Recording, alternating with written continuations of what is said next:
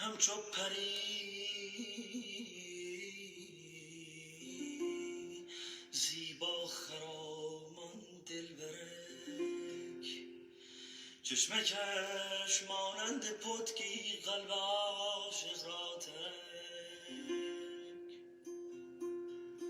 لب نشان روی مهرویان همی دارد به رخ،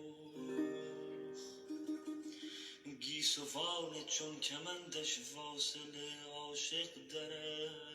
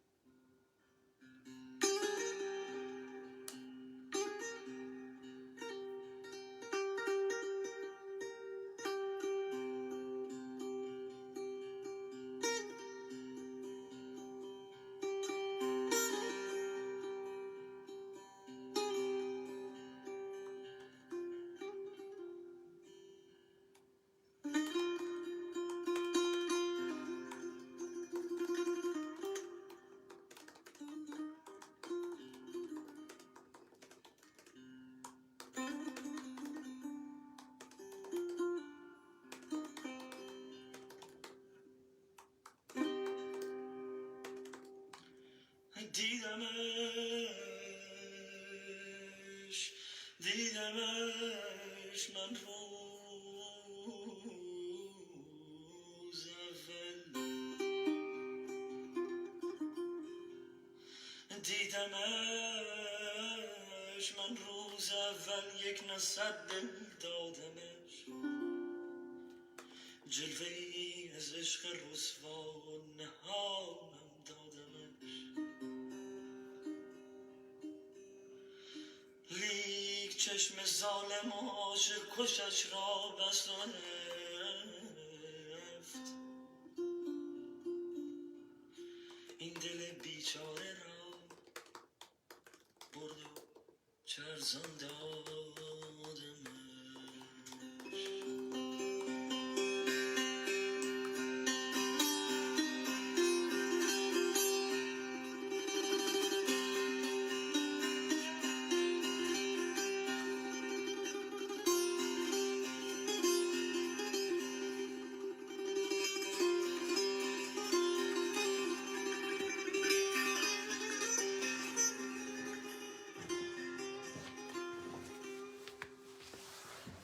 Good evening, everybody. Hello, welcome back to my office. Let me just get a little bit comfy. Maybe I'll pull this a little bit closer, actually, I think that's better, isn't it? There we go.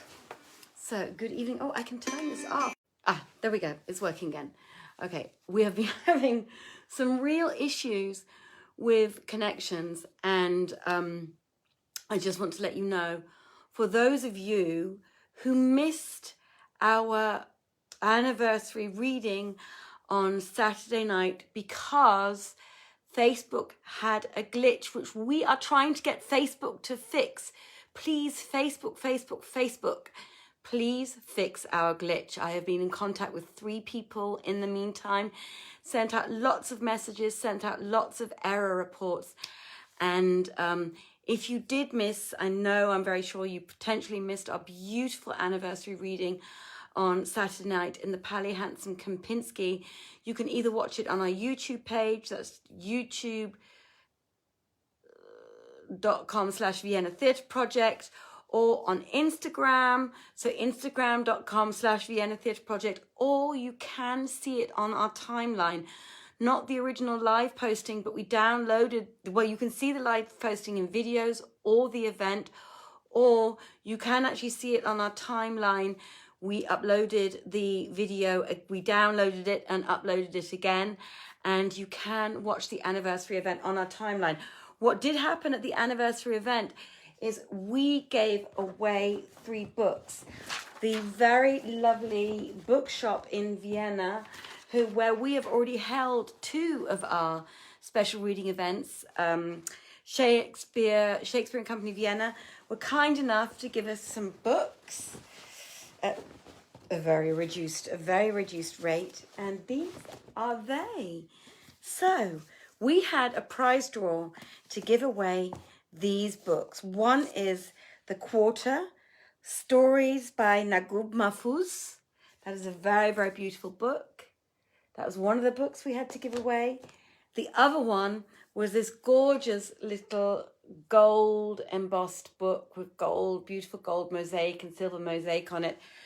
The infamous The Prophet by Khalil Gibran. So that was another book that we were able to give away.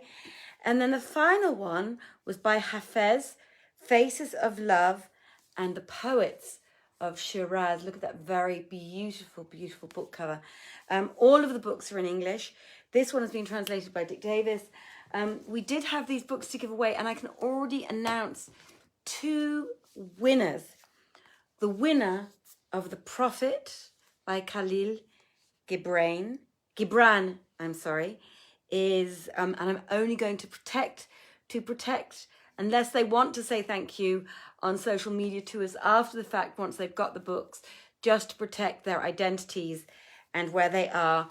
David from Berlin, congratulations. You have received you are about to receive in the post this very beautiful book, The Prophet Khalil Gibran. And this book has also been won by Raquel in South Africa. So there you go, Raquel. This is going to be coming to you in the post. The Quarter, Stories by Naguib Mahfouz. And the other book, Saman, has the name, and I didn't manage to get in contact with Saman just before the reading, but Saman will announce tomorrow who won The Faces of Love by Hafez. So we were very, very grateful to Shakespeare and Company for being able to have books to give away for our special anniversary of reading. Again, don't forget, if you want to watch the reading after the fact, which you're welcome to do so, it was in a very beautiful room. It was in the presidential suite of the Pali Hansen Kempinski. Kamyab was singing and playing the piano. We had a microphone set up and everything. We were very beautifully dressed by Maurizio Giambra and with jewellery from Vienna. So go and check that out because it was a really lovely reading. We had a beautiful, beautiful time. We luckily, Instagram and YouTube followers did get to see us. We're terribly, terribly sorry for the issues we had on Facebook. We know there were about 2,000 people that wanted to log in. There is nothing we can do. As I said, we're trying to fix it with Facebook, and we do hope very, very much that Facebook will free up, because we can't even share that live video at the moment, that Facebook will free up the live video and will make it available to everybody, and Facebook will send it out to us for the world as an apology for having messed up the reading for us on Saturday evening. But it is available. You can watch it on the timeline. You can watch it on Instagram. You can watch it on YouTube. Congratulations to the winners of the books, David and Raquel, and whoever this winner is, Saman will announce it tomorrow. And now, without further ado, I hope you are all sitting very comfortably. I'm going to take a sip of my tea before it gets cold. My name is Joanna Godwin-Seidl. I am an actress and director and run Vienna Theatre Project. I am reading 1001 Nights to you today and for the next 3 years. And we are now on the 434th night. She said, "It has reached me, O auspicious king, that when King Hassan was quit of the divan, he went into and kissed the hands of his wife's father, who spake thus to him, O my son, look thou rule the lieges in the fear of Allah. Whereto he replied, O my father, through thy prayers for me, the grace and guidance of Allah will come to me." And for those of you who haven't been listening to this story so far, Ali Hassan's father, who has now become king, inherited a lot of money and jewels and palaces from his father. He then, unfortunately, when his father died, his father asked him to look after everything and look after his mother and wife. Unfortunately, when his father died, he squandered the whole lot away, became destitute so that they were paupers on the streets. Then he travelled far and wide to find money again, as his wife had already had to go begging for them both, and landed in this palace in Baghdad. And in this palace in Baghdad, discovered a genie who left him a whole lot of money. And this genie had been set up there by his father. So everything turned out okay again. And then he became very good friends with the king in Baghdad. And the king has now made his son Hassan king in his stead, because he is unfortunately dying. So wouldn't it be wonderful if life was so easy? You mess up and then a genie comes along, leaves you a bunch of money. They had coins dropping from the ceilings in a palace, and suddenly the world is all right again. That would be super, wouldn't it? So this is where we are in our story this evening. And Shahrazad continued, then he entered his own palace and was met by his wife. This is Hassan. Then Hassan entered his own palace and was met by his wife and her mother and the attendants, who kissed his hands and gave him joy of his advancement, saying, be this day blessed. Next, he went into his father and mother, who joyed with exceeding joy in that which Allah had vouchsafed him of his advancement to the kingship. And his father charged him to fear Allah and to deal mercifully with his subjects. He passed the night in glee and gladness, and on the morrow, having prayed the obligatory prayers, ending with the usual short chapters of the Quran, he went up to the divan, whither came all his officers and dignitaries. He passed the day in dispensing justice amongst the folk, bidding to graciousness and forbidding ungraciousness, and appointing to place and displacing till day end, when the divan broke up, after the goodliest fashion. And all the troops withdrew, and each went his own way. Then he arose and repaired to the palace, where he found his father-in-law's sickness grown heavy upon him, and said to him, may no ill befall thee. At this, the old king opened his eyes and said, O Hassan. And he replied, at thy service, my lord. Quoth the old king, mine appointed hour is at hand. Be thou careful of thy wife and thy mother and her mother, and look thou, fear Allah and honour thy parents, and bide in awe of the majesty of the requiting king, and bear in mind that he commandeth justice of good works. And King Hassan replied, I hear and I obey. Now after this, the old king lingered 3 days, and then departed into the mercy of Allah. So they laid him out and shrouded him and buried him and held him over tidings and readings and perlections of the Quran to the end of the customary 40 days. And King Hassan, son of the Wazir, reigned in his stead, and his subjects joyed in him, and all his days were gladness. Moreover, his father ceased not to be chief Wazir on his right hand, and he took to himself another Wazir to be at his left hand. His reign was a prosperous and well-ordered, and he lived a long life as king of Baghdad, and Allah blessed him by the old king's daughter with 3 sons who inherited the kingdom after him, and they abode in the solace of life and its pleasures till there came to them the destroyer of delights and the severer of societies. and glory be to him who is eternal. Oh, my light just went out, everybody. I do apologise.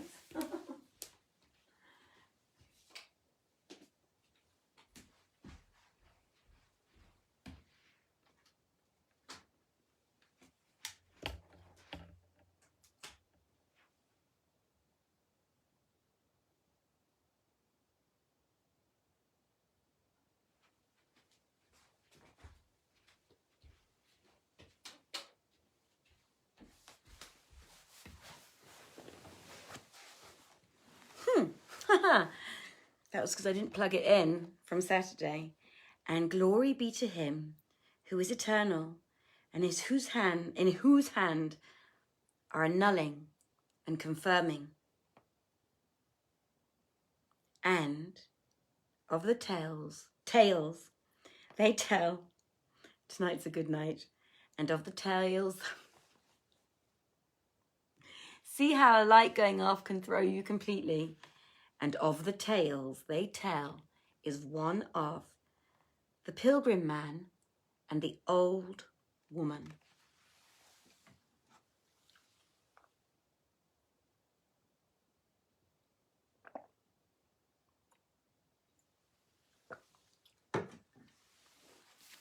The Pilgrim man and the old woman. A man of the Pilgrims once slept a long sleep, and awaking found no trace of the caravan. So he rose up and walked on, but lost his way, and presently came to a tent, where he saw an old woman standing at the entrance, and by her side a dog asleep.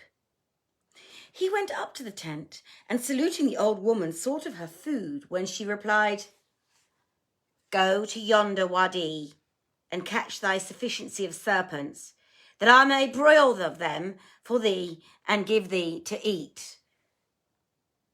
Rejoined the pilgrim, "I dare not catch serpents, nor did I ever eat them." Quoth the old woman, "I will go with thee, and catch them. Fear not." So she went with him, followed by the dog, to the valley, and, catching a sufficient number of serpents, proceeded to broil them. He saw nothing for it, saith the storyteller, but to eat in fear of hunger and exhaustion. So he ate of the serpents. Then he was athirst, and asked for water to drink, and she answered, "Go to the spring and drink." Accordingly, he went to the spring, and found the water thereof bitter. Yet needs must he drink of it despite its bitterness, because of the violence of his thirst. Presently he returned to the old woman and said to her, "I marvel, O ancient dame, at thy choosing to sojourn in this place." And Shahrazad perceived the dawn of day, and ceased saying her permitted say.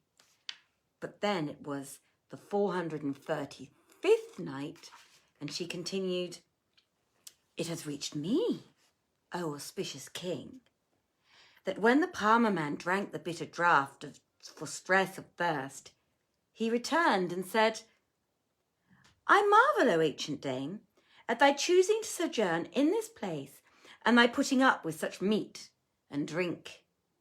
She asked, "And how is it then in thy country?"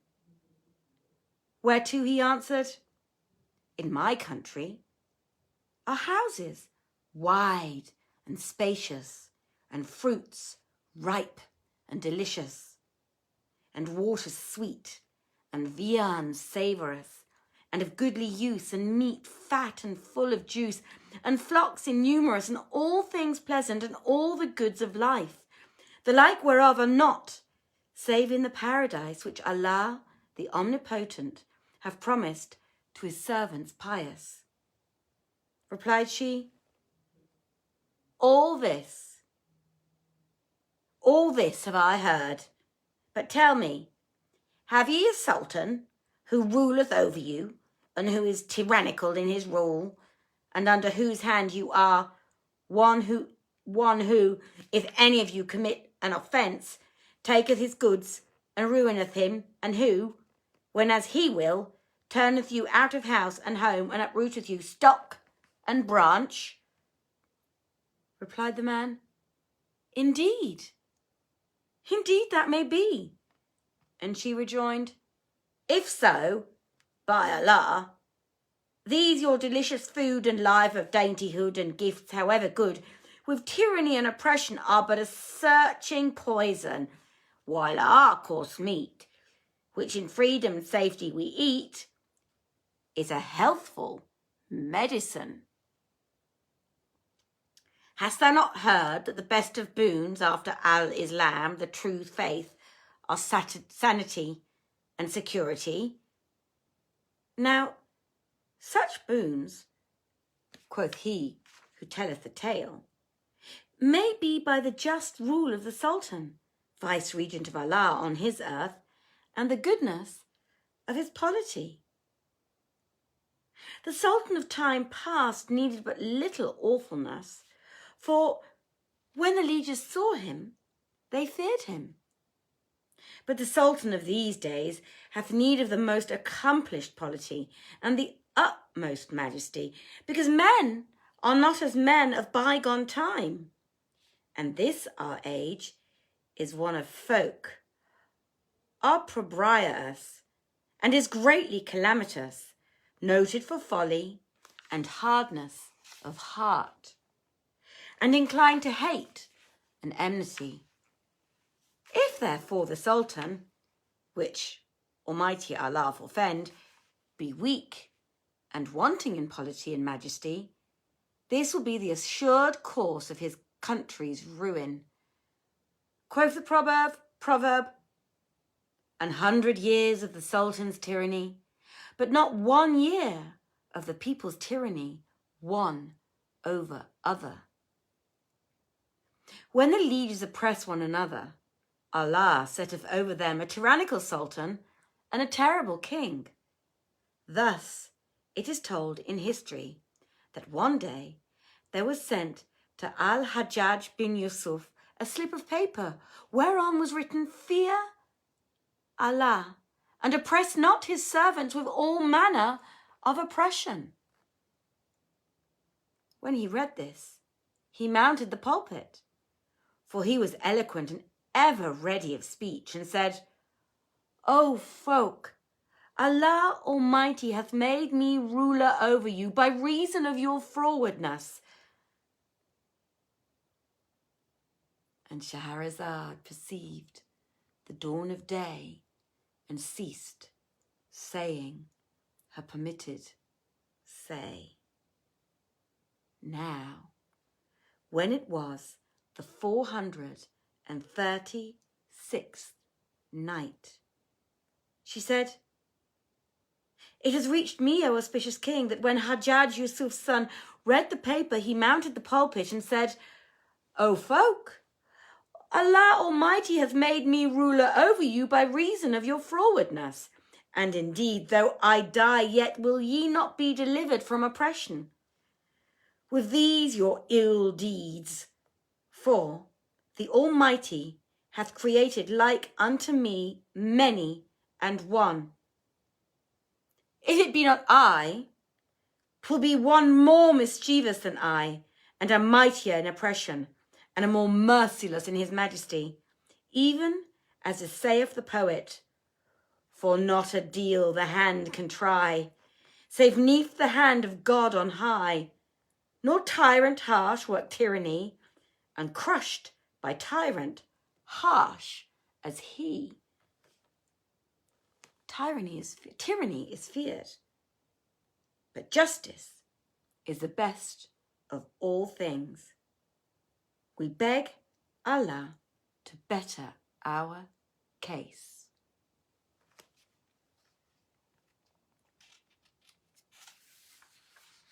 And among tales is that of Abu Al-Husn and his slave girl, Tawaddud. There once lived in Baghdad a man of consequence and rich in monies and immovables, who was one of the chiefs of the merchants, and Allah had largely endowed him with worldly goods, but had not vouchsafed him what he longed for of offspring. And there passed over him a long space of time, without him being blessed with issue, male or female. His years waxed great, his bones became wasted, and his back bent. Weakness and weariness grew upon him, and he feared the loss of his wealth and possessions, seeing he had no child whom he might make his heir, and by whom his name should be remembered. So he betook himself with supplication to Almighty Allah, fasting by day and praying through the night. Moreover, he vowed many vows to the living, the eternal, and visited the pious, and was constant in supplication to the Most Highest, till he gave ear to him and accepted his prayer and took pity on his straining and complaining, so that, before many days were past, he knew carnally one of his women, and she conceived by him that same night. In due time, she finished her months, and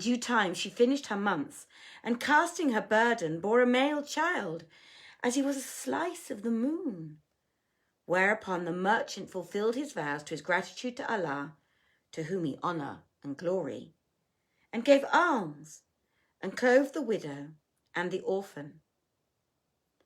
On the 7th night, after the boy's birth, he named him Abu Al-Husn, and the wet nurses suckled him, and the dry nurses dandled him, and the servants and the slaves carried him and handled him, till he shot up and grew tall and throve greatly, and learnt the sublime Quran and the ordinance of Al-Islam and the canons of the truth faith, and the calligraphy and poetry and mathematics and archery. On this wise, he became the union pearl of his age, and the goodliest of folk of his time and his day. Fair of face and fluent of tongue, carrying himself with a light and graceful gait, and glorying in his stature proportionate and amorous graces, which were to many a bait. And his cheeks were red, and his flower white was his forehead, and his side face waxed brown with tender down. Even of saith one describing him, the spring of the down on cheeks right clearly shows, and how, when the spring is gone, shall last the rose. Dost thou not see that growth upon his cheek is violet bloom that from its leaves outgrows? He abode a while in ease and happiness with his father, who rejoiced and delighted to him, till he came to man's estate, when the merchant one day made him sit down before him and said, O my son, the appointed term draweth near, my hour of death is at hand, and it remaineth but to meet Allah, to whom belong majesty and might. I leave thee what shall suffice thee, even to thy son's son, of monies and mansions, farms and gardens. Wherefore, fear thou Almighty Allah on my son, in dealing with that which I bequeath thee, and follow none but those who will help thee to the divine favour. Not long after, he sickened and died, So his son ordered his funeral after the goodliest wise, and burying him, returned to his house and sat mourning for him many days and nights. But behold, certain of his friends came in to him and said, Whoso leaveth a son like thee is not dead. Indeed, what is past, and fled, and mourning beseemeth us none, but the young maid and the wife cloistered. And they ceased not from him, till they wrought on him to enter the hammam, and break off his mourning.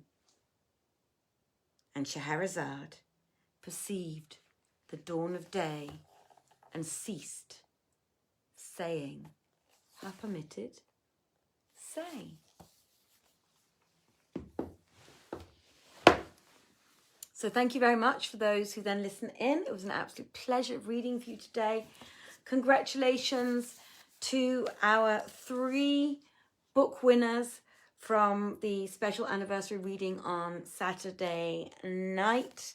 The Prophet Khalil Gibran goes to David in Berlin. Thank you very, very much for tuning in. The Quarter Stories by Naguib Mahfouz goes to Raquel in South Africa. Thank you very, very much for tuning in.